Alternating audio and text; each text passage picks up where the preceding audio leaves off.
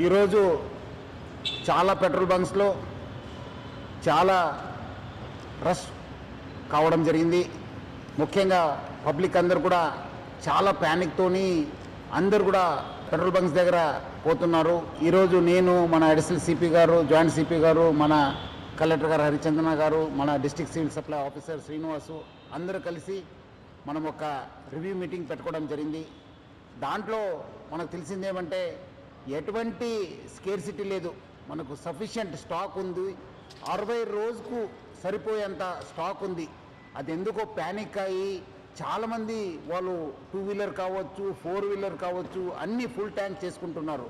మనము మొన్న 22 రోజు చూస్తే 3024 కేఎల్ మనకు ఆ రోజు సేల్ కావడం జరిగింది.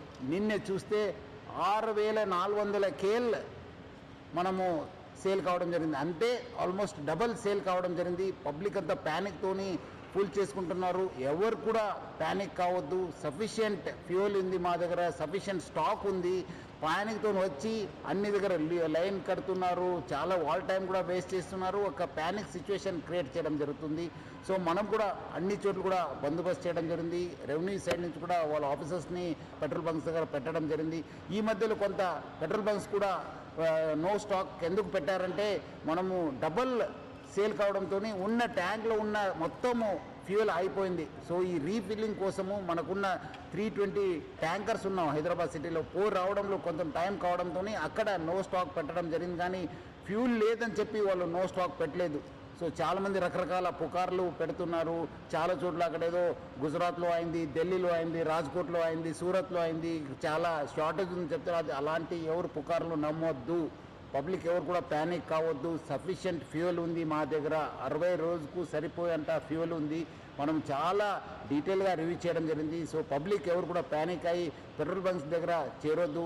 మీకు సఫిషియంట్ స్టాక్ ఉంటుంది. ఎవరు కూడా ఫుల్ ట్యాంక్ చేసుకొని మళ్ళీ అనవసరం కూడా ఇబ్బంది పడొద్దని చెప్పి నేను మరీ కోరుతున్నాను.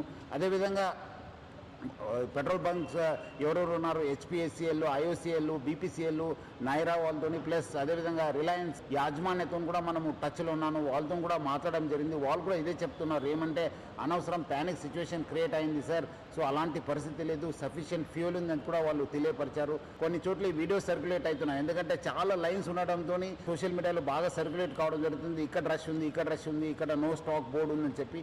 సో అలాంటి ఎవరు కూడా వార్తలు నమ్మొద్దని చెప్పి నేను ప్రభుత్వ తరఫు నుంచి, నా తరఫు నుంచి, జిల్లా యంత్రాంగం తరఫు నుంచి కూడా కోరుతున్నాను.